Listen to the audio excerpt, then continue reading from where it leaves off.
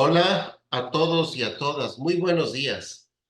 Bienvenidas y bienvenidos a nuestra tradicional plática de los lunes, ya la plática número 21 en este año 2024.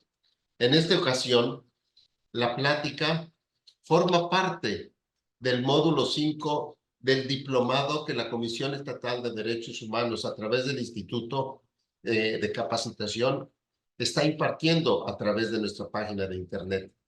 El diplomado se llama Mecanismos y herramientas para la prevención, atención y combate del trabajo infantil, trabajo forzoso y trata de personas. Sin más por el momento, quiero presentar a la maestra Jacqueline Ángel. Ella es la visitadora de niños, niñas y adolescentes y está representando a nuestro presidente, el licenciado Juan José Cepeda.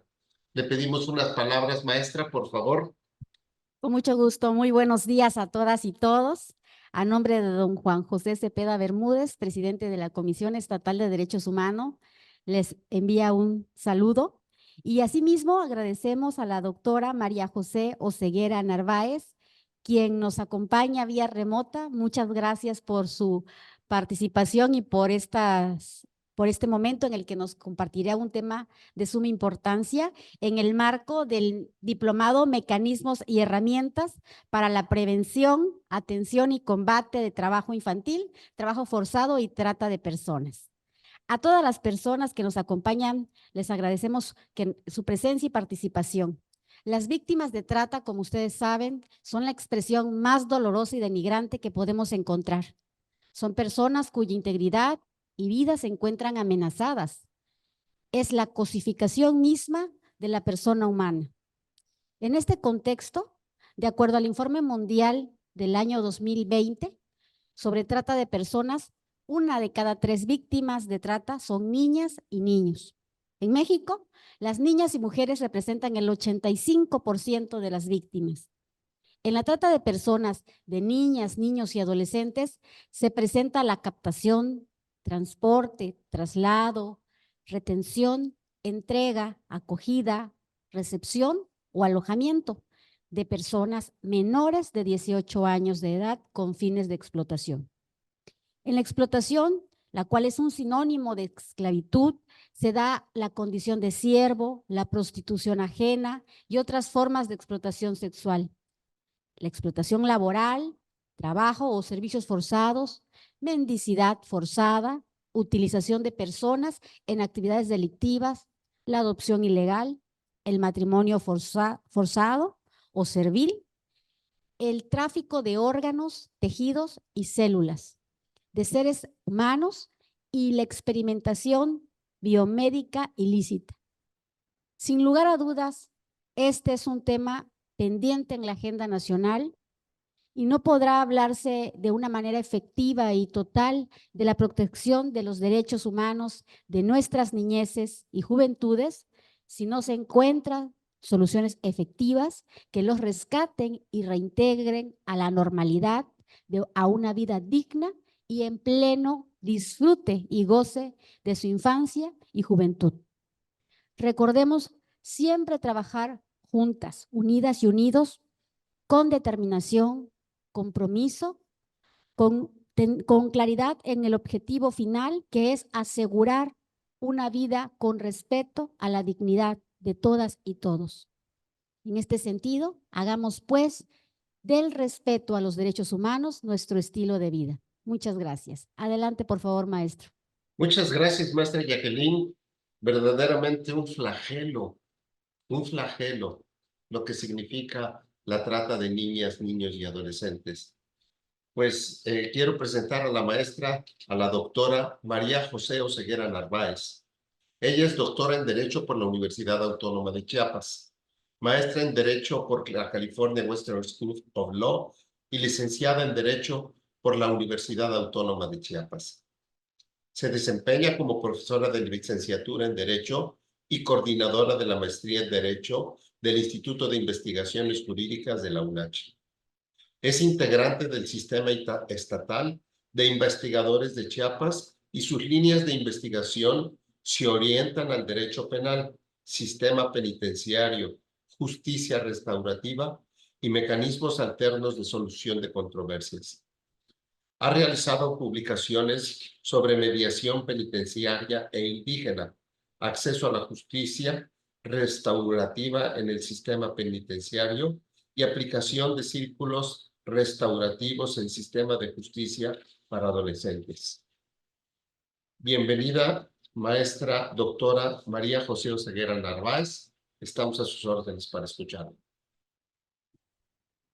Muchas gracias, maestro Javier. Muchas gracias, maestra Jacqueline. Pues primeramente agradecer el espacio, a la vez de compartirles un saludo del doctor Manuel Ocampo, director del Instituto de Investigaciones Jurídicas, por siempre este trabajo colaborativo con la Universidad Autónoma de Chiapas. Y bueno, sin más, me permitiré compartir una presentación.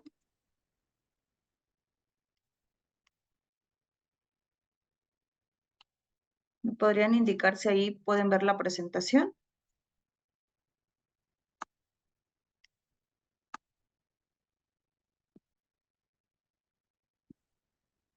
¿Se está reproduciendo?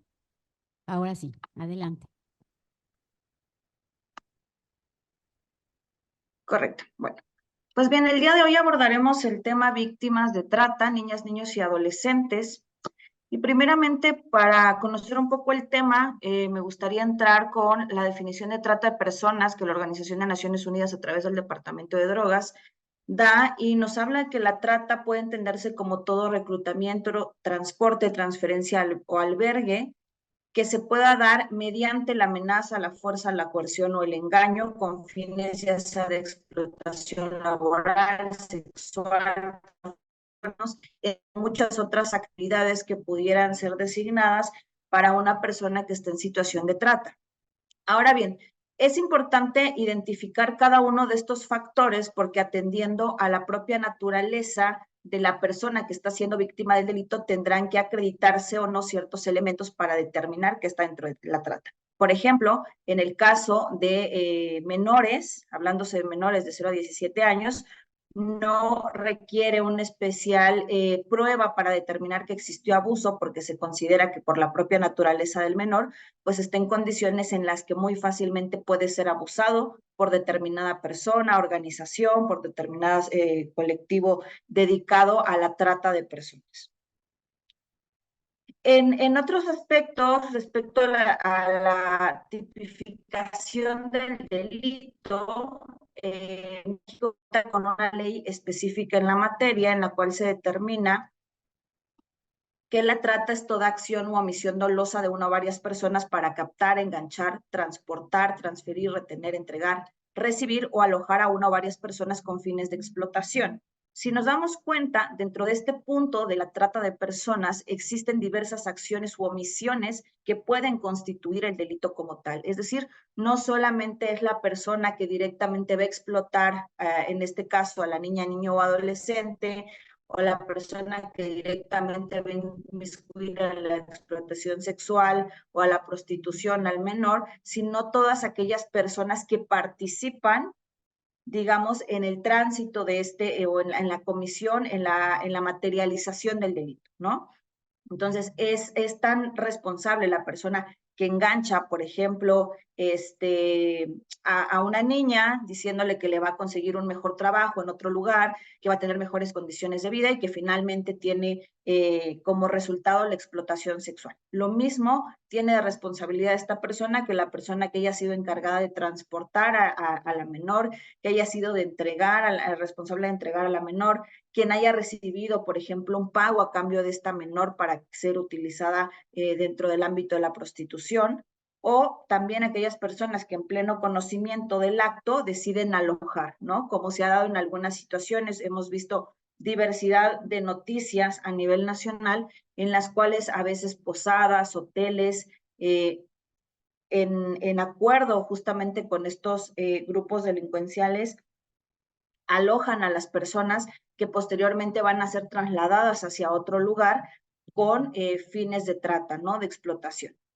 Respecto a este delito, la ley en la materia marca como agravantes, es decir, va subiendo la pena acorde a el fin con el cual se está llevando a esta persona, ¿no? Por ejemplo, en la calidad de siervo, que son aquellas personas que realizan, digamos, trabajos, muchas cuestiones forzadas y que básicamente pues son tratados bajo un esquema de esclavitud dentro de, por ejemplo, una organización.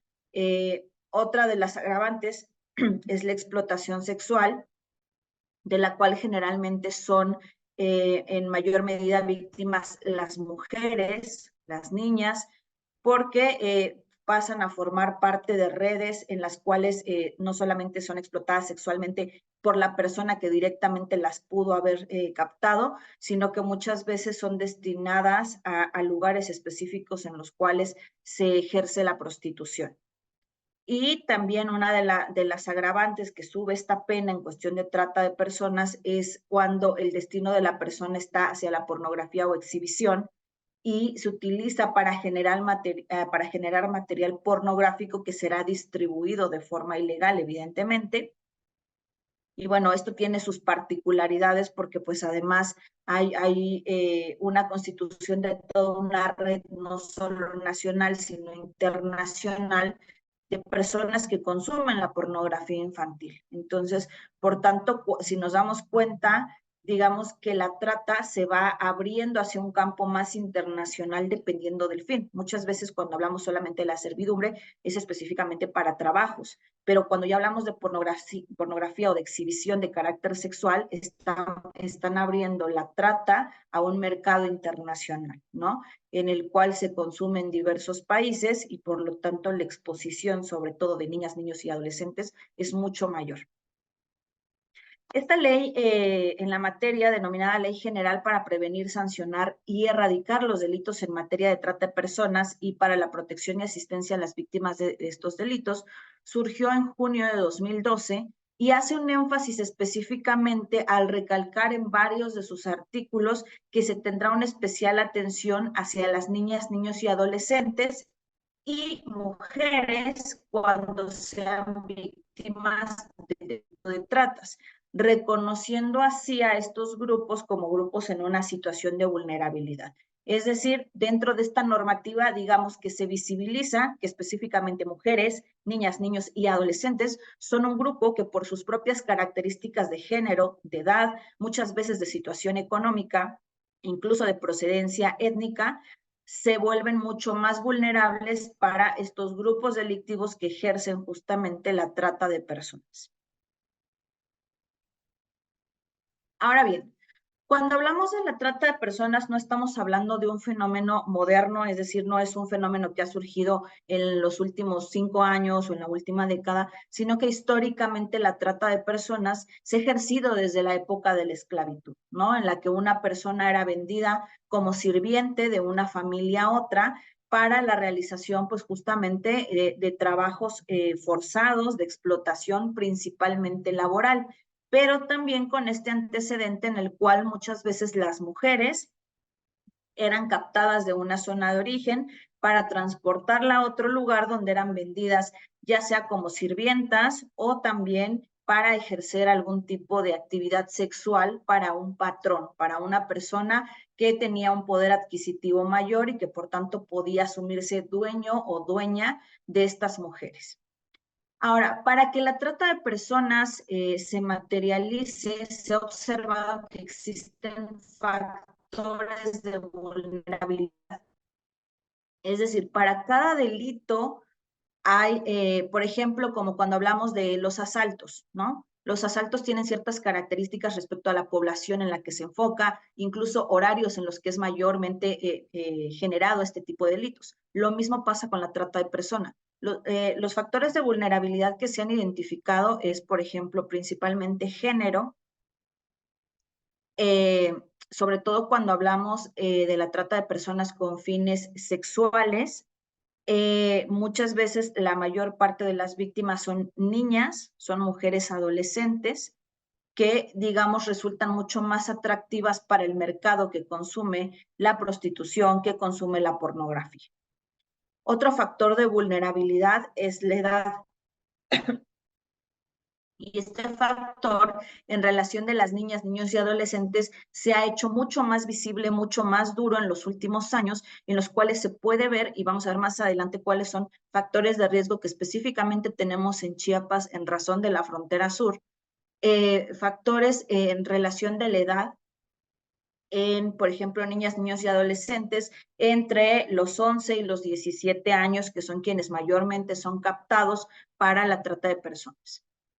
Otro de los factores de vulnerabilidad es la situación económica, es decir, cuando hablábamos al principio de que para que exista trata de personas puede mediar un engaño, una manipulación, una coerción, pues muchas veces esta manipulación, este abuso en razón de la situación económica de las personas.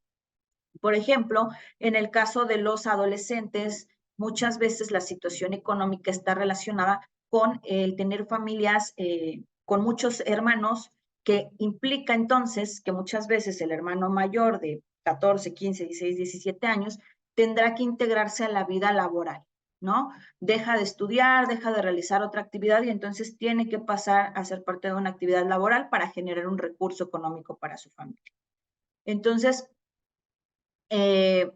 basándose en esto, muchas de las personas que se dedican a tratar con niñas, niños y adolescentes se aprovechan de esta situación de vulnerabilidad económica, prometiéndoles un trabajo, un mejor salario, prometiéndoles que los van a llevar a estudiar, que los van a llevar a trabajar, y muchas veces es de esta forma como por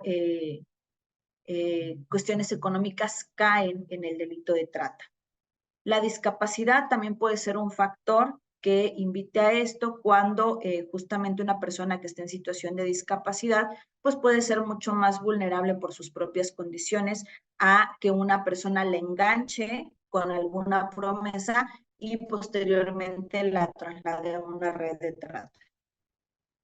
La falta de documentación, esto se me hizo importante colocarlo porque, como les comento más adelante, vamos a hablar un poco de la frontera sur, pero la situación migratoria ha sido un factor que ha detonado la trata de personas, tanto adultas como de niñas, niños y adolescentes. ¿Por qué? Porque este fenómeno migratorio justamente ha traído un gran flujo de esta población que antes no se movía de sus países, que son niños de 0 a 17 años y que hoy en día también están saliendo y no acompañados, es decir, no están migrando con sus familias, sino que están migrando solos y por tanto esto los vuelve un blanco fácil de la promesa de un trabajo, de alguna forma al no ser, digamos, una persona que cuenta con un registro legal dentro del país, ya sea de paso o de destino, esto permite que las personas que se dedican a la trata las capten fácilmente o las puedan enganchar. Antes de seguir avanzando, quisiera saber si hay algún comentario o tendremos un espacio específicamente para preguntas.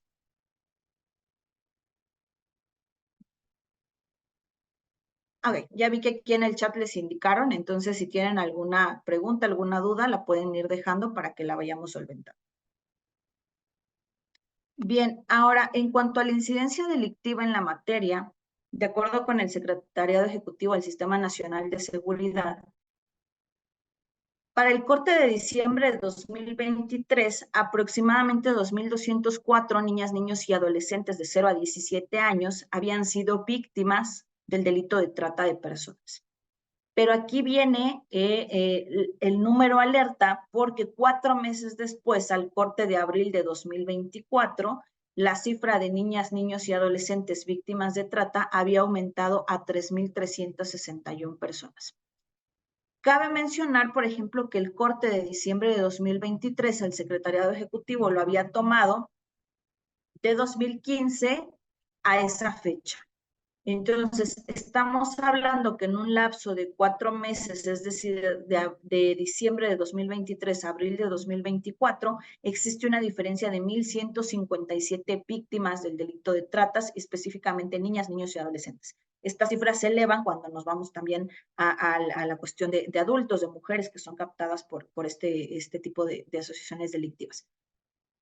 Ahora, estos números nos alertan porque en definitiva tenemos un aumento exponencial realmente preocupante de cómo este delito se está materializando, y entonces habría que preguntarnos de qué forma el sistema de seguridad, de qué forma las políticas de seguridad están funcionando para evitar principalmente que sectores tan vulnerables como lo son niñas, niños y adolescentes que están dentro de nuestro país, y digo dentro de nuestro país porque esto debiera ser indistintamente de que sean mexicanos o no mexicanos, qué tanto están funcionando o qué tanto se están materializando, porque seguramente, como vamos a nivel normativo, hay una ley en la materia. Hablar de prevención y de erradicación, como el nombre de la ley lo dice, a este punto, pues sería un poco ilógico cuando vemos este aumento exponencial de los casos de trata de niños, niñas y adolescentes.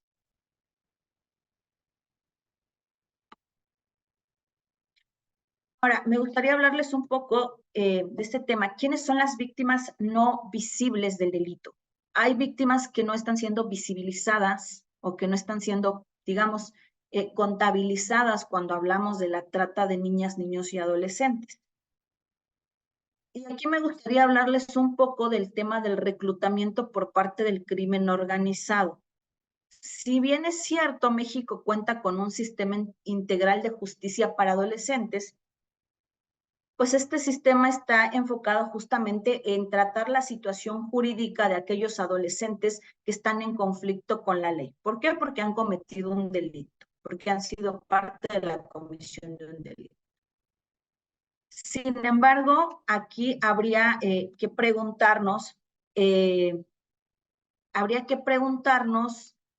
cuáles son, perdón, me perdí un poco porque vi una pregunta, pero ahorita más adelante abordamos las causas, que la tengo en otra diapositiva, hablando un poco de las causas que tienen que ver mucho con materia migratoria.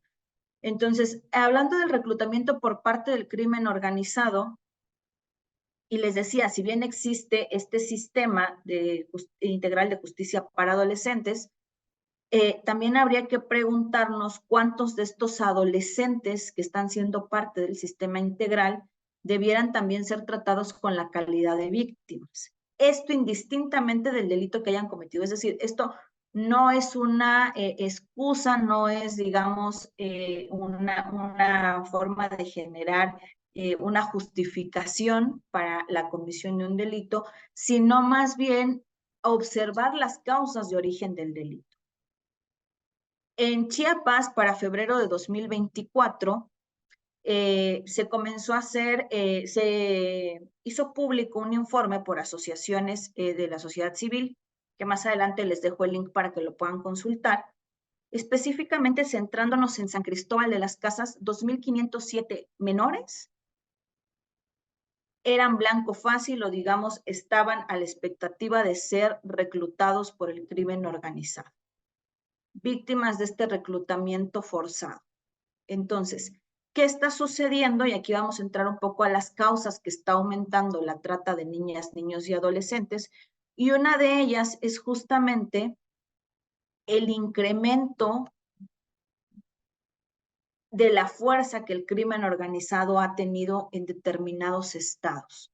Chiapas es uno de los estados que en los últimos años se ha visto mayormente afectado por la entrada de cárteles de la droga, por creación de grupos que en algún momento se denominaron grupos de autodefensas, pero que al final de hoy en día están ya asociados con cárteles de drogas, con el crimen organizado, y que son los encargados de perpetrar delitos tan graves como es la trata de niñas, niños y adolescentes. Cuando hablamos del reclutamiento por parte del crimen organizado en niñas, niños y adolescentes, existe una diferenciación entre los fines con los cuales se realiza este reclutamiento forzado. En el caso de los hombres, cuando son captados por el crimen organizado, generalmente son destinados a realizar mandados, es decir, como una especie de mensajero que lleva y trae son destinados también a la venta y transporte de drogas. Muchos de estos adolescentes lo hemos visto en infinidad de noticias en los últimos meses. Hace un par de semanas justamente veíamos esta situación de violencia en la zona selva de Chiapas, justamente en la cual había digamos, un encuentro violento entre miembros del crimen organizado, pero ¿qué llamaba la atención de esto?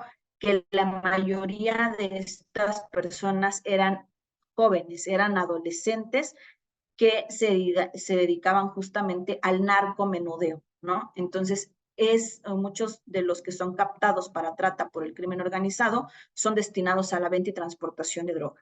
Algunos de ellos son utilizados para la captación de otros jóvenes, es decir, el crimen organizado detecta un perfil dentro de estos jóvenes, estos adolescentes que son llevados al crimen organizado, que puede generarles la captación, por ejemplo, de niñas a través de la simulación justamente de perfiles electrónicos en Facebook, a través de perfiles electrónicos en Instagram, en diversas redes sociales, que justamente simulan esta parte de querer conocer, por ejemplo, a un adolescente y que terminan cayendo en este reclutamiento de jóvenes, ¿no?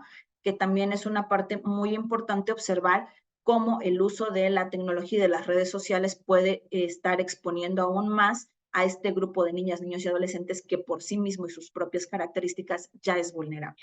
Y algunos otros pues son destinados a la vigilancia, los conocidos como halcones, que son jóvenes que se encargan justamente de vigilar carreteras, caminos para la transportación de drogas, para poder avisar cuando esté cerca el ejército, la policía, para comunicar cuando esté ingresando a su territorio o a su plaza miembros de otro cártel o de otro grupo de crimen organizado. En el caso de las mujeres, generalmente estas adolescentes que son captadas por el crimen organizado son destinadas a la limpieza.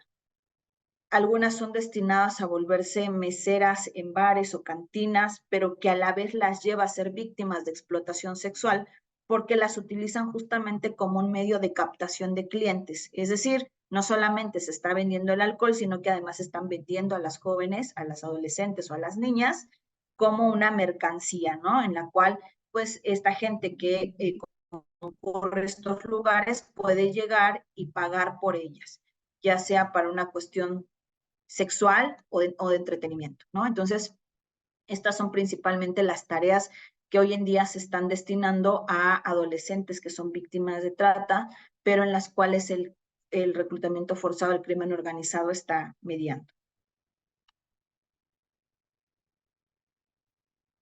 Ahora, ¿cuáles son factores de riesgo que se han observado? Hace rato les hablaba de este informe denominado Niñeces frente a las violencias criminales de San Cristóbal de las Casas Chiapas. Al final les compartiré la presentación para que puedan tener acceso a este informe que es realizado por la organización Melex Xojolabal y en el cual justamente se hace un análisis de qué está sucediendo para que en esta región de San Cristóbal específicamente esté habiendo tanta captación de adolescentes, principalmente adolescentes entre los 13 y los 17 años. Ahora, ¿cuáles son estos factores de riesgo? Primeramente identificados son jóvenes tzotzilis y celtales, es decir, que pertenecen a una comunidad indígena y que por esta propia característica están bajo condiciones de baja educación, si no es que nula, situaciones económicas precarias, bajo situaciones, digamos, propias de la comunidad indígena que los pueden obligar a salir de sus comunidades, ¿no?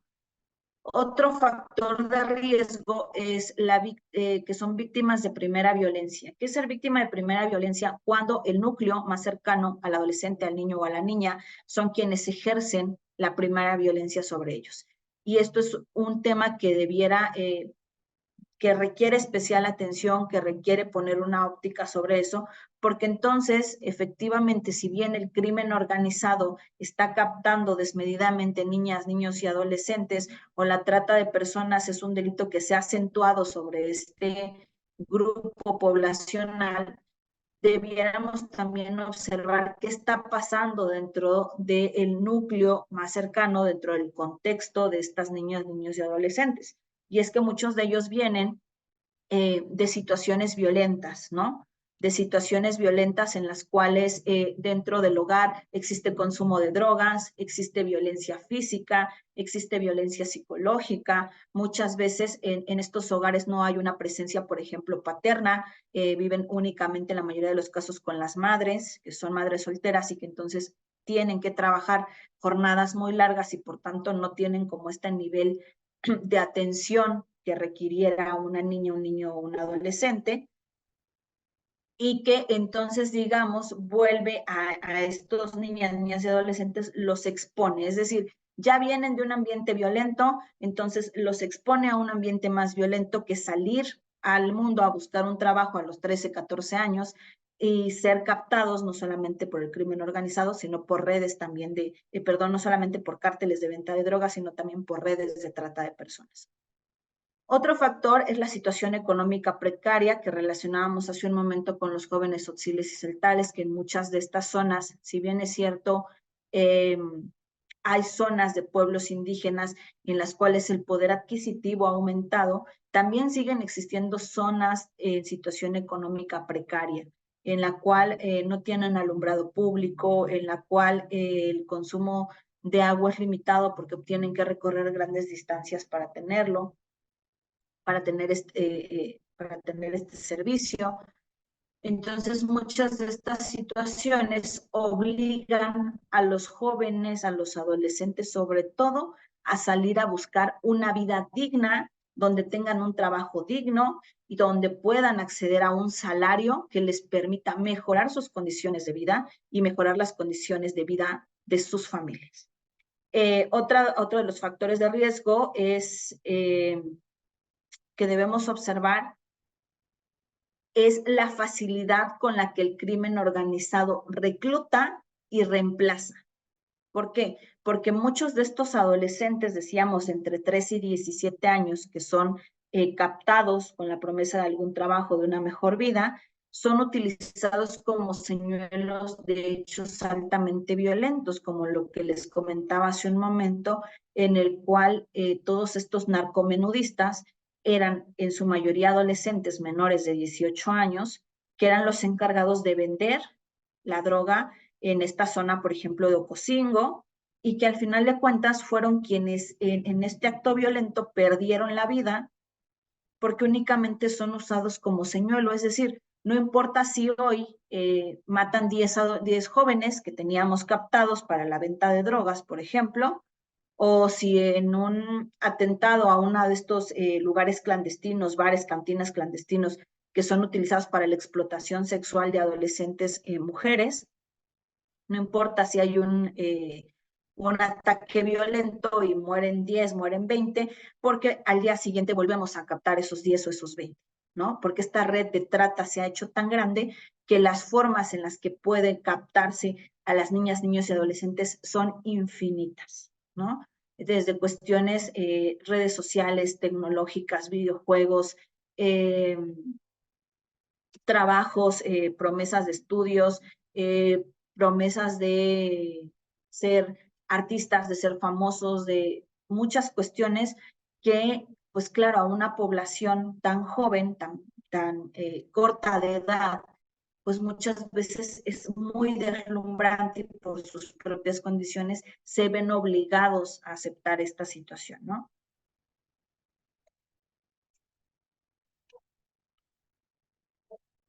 Ahora, entrando un poco al tema de Chiapas y la frontera sur, les decía hace un rato, el fenómeno migratorio es otra de las cuestiones, además del crimen organizado, que ha, digamos, detonado la trata de niñas, niños y adolescentes. ¿Por qué? Por ejemplo, veamos, en 2021 hubo una repatriación de 19.793 personas de 0 a 17 años de Estados Unidos a México, ¿no? Cuando estábamos en esta cuestión muy mediática sobre los derechos migrantes, y no es que haya desaparecido, es que cada vez, a veces es más o menos mediático dependiendo del tema que esté de moda. Pero ¿qué pasa aquí?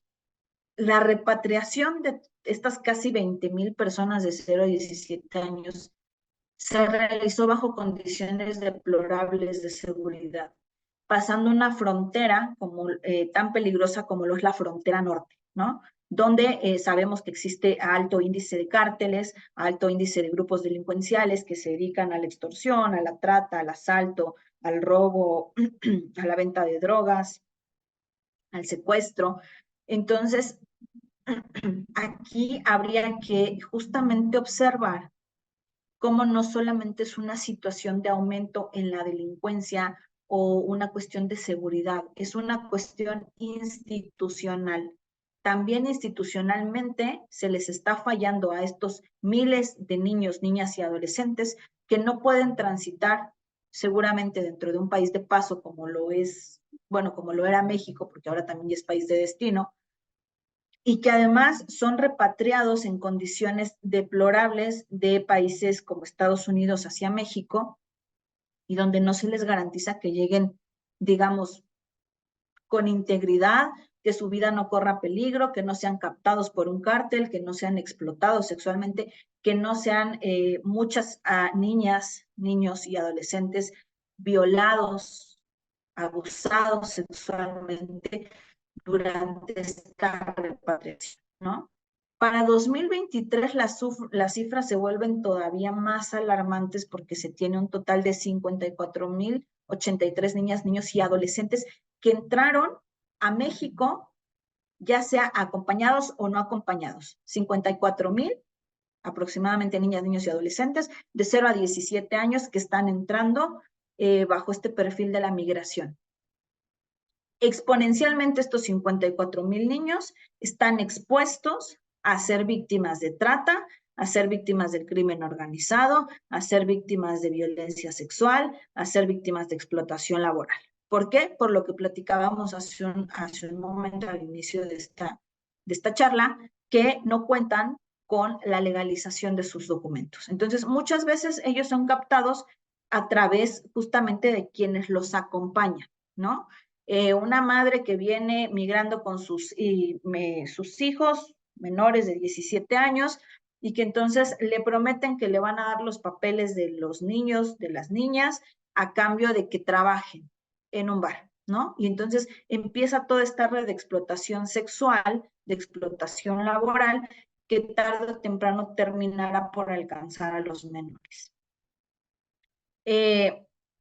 Actualmente, bueno, se esperan informes a finales de este año sobre los cortes que se hacen sobre el ingreso de niños, niñas y adolescentes en la frontera sur, pero una de las cuestiones que está siendo observada es que cada día ingresan en mayor medida sin ser acompañados.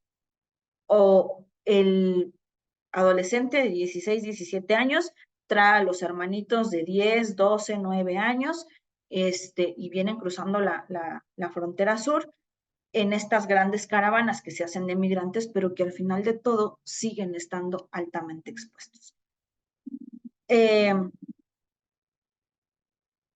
Estas condiciones, como podemos ver para 2024, no han mejorado. El fenómeno migratorio cada día va en aumento. México se ha vuelto un país de destino y ya no solamente de paso hacia la frontera con Estados Unidos, lo que implica entonces que también como país destino tenemos una responsabilidad sobre justamente estos factores de riesgo que pueden llevar a la trata de niñas, niños y adolescentes.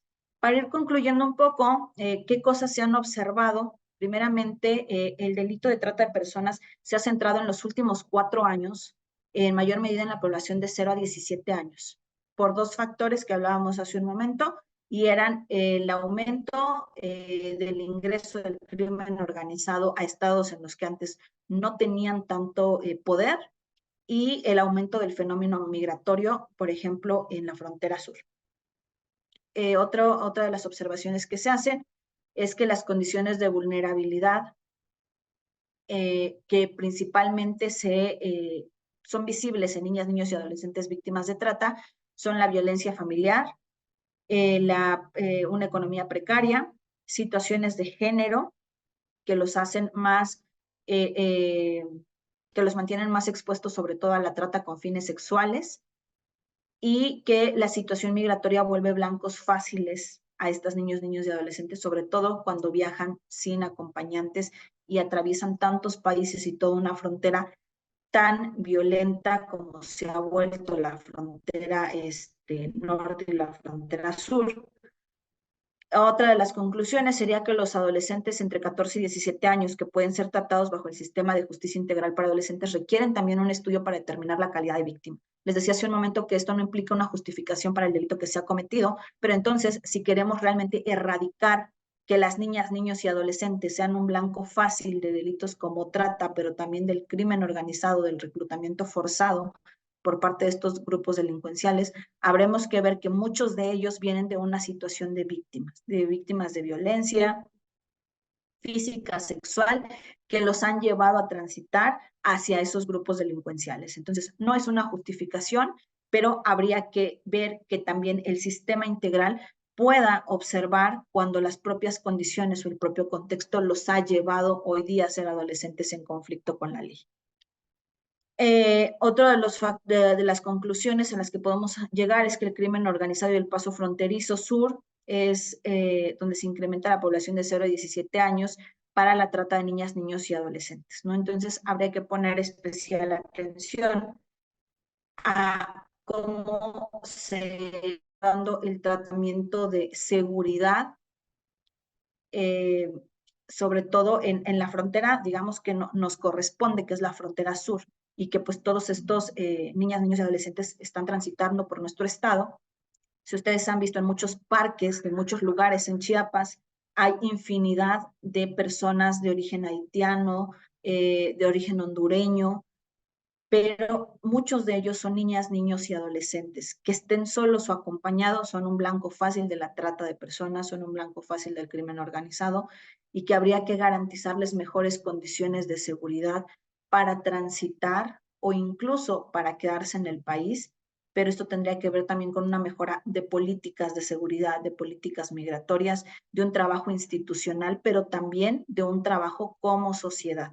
Es decir, no es el realizar el trabajo que no se realiza desde la institución encargada, por ejemplo, en cuestiones de migración, sino más bien, pues desde lo que nos toca como sociedad civil, visibilizar, sensibilizar en el tema, hablar justamente de la necesidad de volver a retomar los derechos humanos. Los derechos humanos no son un tema que ha pasado de moda, son un tema que tendría que estar latente todos los días en todas las actividades que realizamos, ¿no? Entonces, pues finalmente, con esto finalizaría mi presentación. Les agradezco la atención y pues dejamos abierto, si así lo considera el maestro moderador, para las preguntas. Muchas gracias, doctora María José. Tenemos algunas preguntas que nos han hecho. La primera es si respecto a la información numérica que nos ha compartido es de conocimiento del Estado y cuáles son los medios que el Estado está poniendo para combatir la trata de personas en estos lugares fronterizos. Sí, efectivamente, los números son conocidos por las instituciones gubernamentales, por el gobierno. Muchos de ellos son generados inclusive por instituciones de gobierno, como es el Secretariado Ejecutivo del Sistema de Seguridad. Sin embargo, pues lo que pasa en la mayoría de los casos, se vuelven cifras, pero esas cifras no están generando acciones, ¿no? Entonces, definitivamente habría que observar que situaciones como la violencia, la inseguridad, el crimen organizado han en cierta medida superado a la normatividad, superado a la institucionalidad. Entonces, habría que justamente pugnar por estas, no solo una cuestión de reformas, sino una cuestión de cambio estructural en cómo se está dando atención a estos sectores de vulnerabilidad. Por ejemplo, en la frontera sur, pues muchas veces se considera que con el hecho de que existan albergues es más que suficiente. Sin embargo, los albergues, incluso no solo de gobierno, los de la sociedad civil ya no son suficientes. Entonces, habría que también hacer un trabajo colaborativo de entre los países de destino, los países de tránsito, pero también de los países de origen, cuáles son las causas que están expulsando en forma masiva a niñas, niños y adolescentes. Seguramente son cuestiones de seguridad, de economía, de violencia, que son los mismos que vienen a sufrir en el país de paso de destino, ¿no? Entonces, habría que hablar de un trabajo colaborativo que a nivel internacional resulta bastante complejo, pero que en cierta medida, pues digamos, tanto instituciones protectoras de derechos humanos como asociaciones de la sociedad civil son quienes más trabajan en el tema y quienes más enfocados están, sobre todo en la protección de los derechos de la niñez.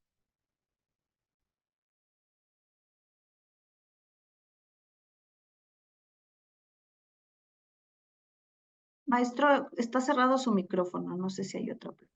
Perfecto, ya, perdón. La pregunta dice si, de acuerdo al Índice de Paz México 2024, Chiapas se mantiene como uno de los 3 estados más pacíficos del país. ¿Tiene alguna reflexión al respecto en relación al tema presentado? Definitivamente creo que más allá de los índices, de las estadísticas, como ciudadanos, como académicos, como servidores públicos, se tiene que observar la realidad de lo que se está viviendo. En lo personal, por ejemplo, el Instituto de Investigaciones Jurídicas está en Ocosocuautla, en Coita, a escasos 30 metros de un parque en el cual todos los días que pasamos hay gran cantidad de migrantes en condiciones inhumanas que no están siendo atendidos. Hemos visto los múltiples sucesos violentos que se han presentado justamente en esta zona, en la cual organizaciones criminales están disputando el tráfico de migrantes. Entonces, más allá de estos índices, creo que Chiapas no está en este punto en un momento de pacificación. Creo que Chiapas está en un punto en el que habrá que reflexionar y trabajar en conjunto sobre las acciones que se tienen que tomar para mejorar las situaciones de seguridad y sobre todo el trabajo colaborativo. No es solo responsabilidad de las instituciones policiales, no solamente es responsabilidad de las instituciones de gobierno, de las instituciones protectoras de derechos humanos. Se requiere un trabajo colaborativo y sobre todo visibilizar. Si no reconocemos que el problema existe, no podemos comenzar a trabajar sobre el problema. Muy bien. ¿Existe alguna ley que sancione a los gobiernos que no ponen los medios para evitar la trata de personas? Una ley a nivel internacional. Existen protocolos a nivel internacional que, o digamos, pugnan porque los estados parte creen instituciones normativas y sistemas en los cuales se pueda evitar este tipo de delitos. Sin embargo, hablar del procesamiento judicial de una autoridad, pues sabemos que es todo una situación protocolaria, ¿no?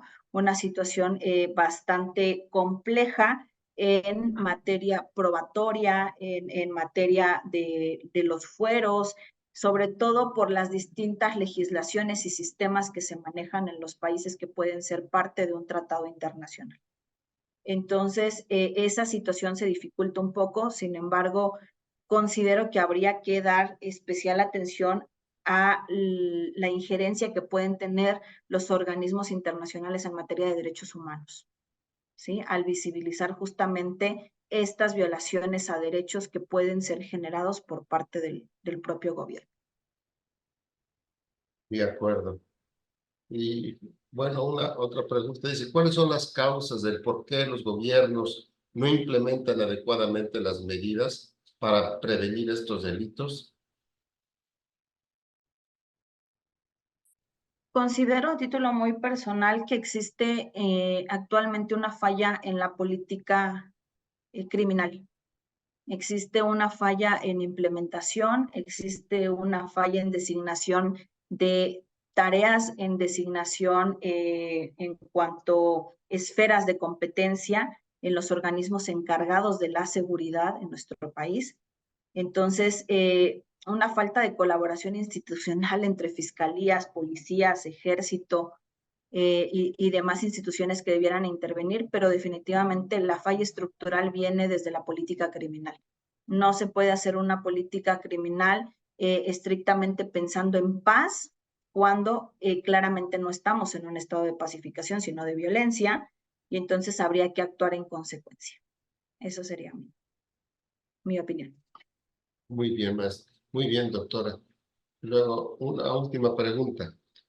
¿Cuáles son las acciones que se están tomando del trabajo operativo con víctimas? Es decir, de los datos obtenidos de los perfiles victimológicos solicitados por la autoridad competente en la investigación del delito.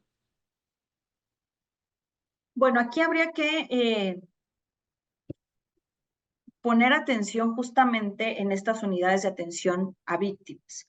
Sabemos que diversas instituciones a nivel gubernamental deben contar con un departamento de atención a víctimas. Sin embargo, creo que el primer punto o el primer error que se está cometiendo en muchas de estas instituciones, de estos organismos, es la revictimización. Lejos de ofrecer un proceso en el cual la víctima sea atendida, en el cual la víctima pueda pasar por un proceso de reivindicación como víctima, porque ha perdido su sentido de seguridad al ser víctima de un delito, se le expone a procesos penales en los cuales se les revictimiza, procesos penales en los que la víctima es reducida a un mero testigo de hechos, situaciones en las cuales la víctima pasa por violaciones a derechos humanos o incluso por violencia de otro tipo, como puede ser el acoso sexual dentro de las propias departamentos encargados de la asistencia victimal, y muchas veces discriminatorias en razón de etnia, de edad, de género o de descalificamiento de justamente del delito del que han sido víctimas, ¿no? Entonces, creo que crear más instituciones de atención a víctimas no es la respuesta, no es la solución. Habría que eficientar lo que ya se tiene, con lo que ya se cuenta, preparar al personal, sensibilizarlo en el tema, tener controles de ingreso de quienes van a dar atención a víctimas más estrictos y sobre todo abrirnos a una transversalización de ópticas distintas, por ejemplo, como es la justicia restaurativa. Una justicia enfocada en víctimas, basada en la dignidad humana y donde la persona sea el eje central del funcionamiento de un sistema de justicia. Muy bien. Otra pregunta. ¿Cuál ha sido el impacto desde la sociedad civil organizada y como ciudadanía en cuanto a estas problemáticas que durante mucho tiempo fue relegada a visibilizarse y denunciar? ¿Existen mecanismos para contribuir desde los contextos reales, incorporar más perspectivas, etcétera? Bueno, visibilizar no debe dejar de ser una tarea. Tenemos que hacer frente a la existencia de una problemática y para eso hay que visibilizarla. Hay que seguir hablando de la problemática, pero también tomar acciones. Y creo que desde la sociedad civil, las asociaciones, organizaciones, grupos, justamente han tenido un papel importante, no solamente en la atención de grupos vulnerables, por ejemplo, como la creación de refugios, como la creación de espacios en los cuales se les pueda dar un trato digno a grupos vulnerables como son niñas, niños y adolescentes, pero también considero que la sociedad civil en general, más allá de las organizaciones, los ciudadanos que no pertenecemos a una organización, a una asociación, tenemos que realizar nuestras acciones como ciudadanos, ¿no? Y esto parte, por ejemplo, de no generar acciones que fomenten la explotación infantil, como en San Cristóbal. La infinidad de niños que hay en los semáforos, el generarles, el seguirles dando dinero, el seguir generando compra de artículos, sabemos que están destinados para la explotación laboral infantil. Y eso nos lo dicen diversos estudios que se han hecho en San Cristóbal de las Casas, es uno de los principales lugares en el estado con explotación laboral infantil. Entonces, habría que generar conciencia como ciudadanos de qué acciones estamos realizando para seguir fomentando este tipo de actividades. De acuerdo, doctora. Pues yo creo que el tiempo es limitado. Tenemos que despedirnos. Le quiero pedir a la maestra Jacqueline Ángel unas palabras también para despedir esta plática.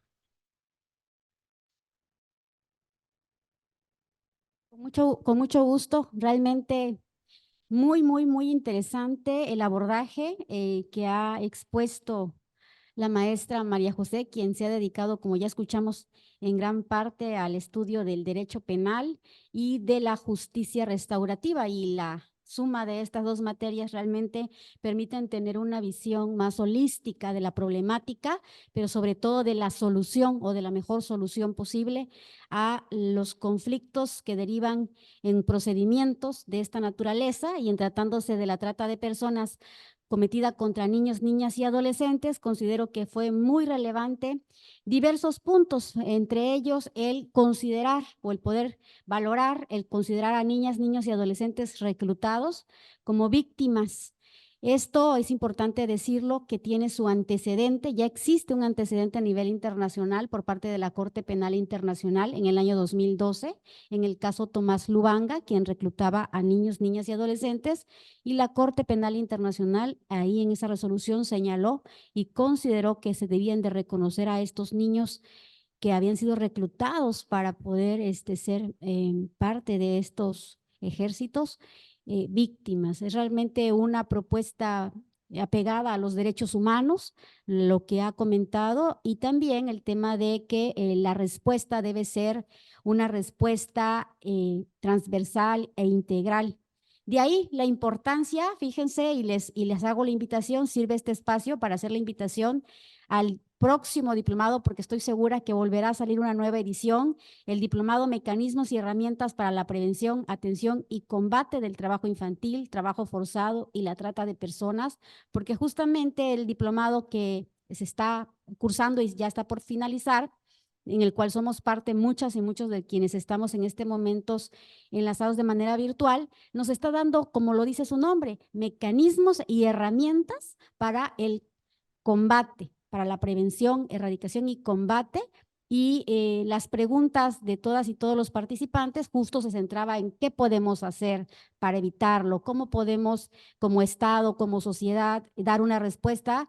Pues a través del diplomado, sin lugar a dudas, encontraremos muchas de las formas que se puede combatir. Bien, finalmente, además de agradecerle, pido al maestro Javier, si es tan amable, de poder proyectar el diploma, el reconocimiento que se le va a entregar a nombre de don Juan José Cepeda Bermúdez, presidente de la Comisión Estatal de los Derechos Humanos, a nuestra invitada, la doctora María José Oseguera Narváez, quien nos ha ilustrado con estas reflexiones en torno a esta temática. Adelante, por favor.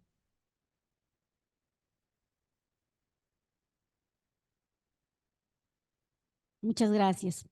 Bien, en el marco del diplomado Mecanismos y Herramientas para la Prevención, Atención y Combate al Trabajo Infantil, Trabajo Forzado y Trata de Personas, se otorga el presente reconocimiento a María José Oseguera Narváez por su ponencia Víctimas de Trata, Niñas, Niños y Adolescentes, firma Juan José Cepeda Bermúdez, presidente de la Comisión Estatal de Derechos Humanos, así como el doctor Manuel Campo Muñoz, que es el director del Instituto de Investigaciones Jurídicas de la UNACH, Tuxtla Gutiérrez, Chiapas, a 27 de mayo de 2024.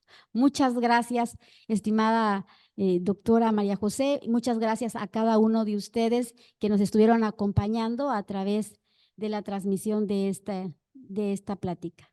Que pasen muy buenos días. Doy la palabra de nueva cuenta al maestro Javier. Gracias.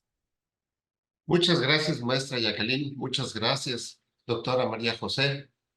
Una plática muy enriquecedora que también nos deja más flagelados, definitivamente, al darnos cuenta y al escuchar lo que sucede con tantos niños, niñas y adolescentes, que por la pobreza o la situación de sus países tienen que emigrar. Y pues muy bien, muchas gracias, maestra. Y pues nos veremos la semana próxima, el lunes 3 de junio. Tendremos nuestra plática de protección, justiciabilidad y vivienda en relación a lo que son los DESCAS. Muchas gracias y buen inicio de semana a todas y a todos. Buen día.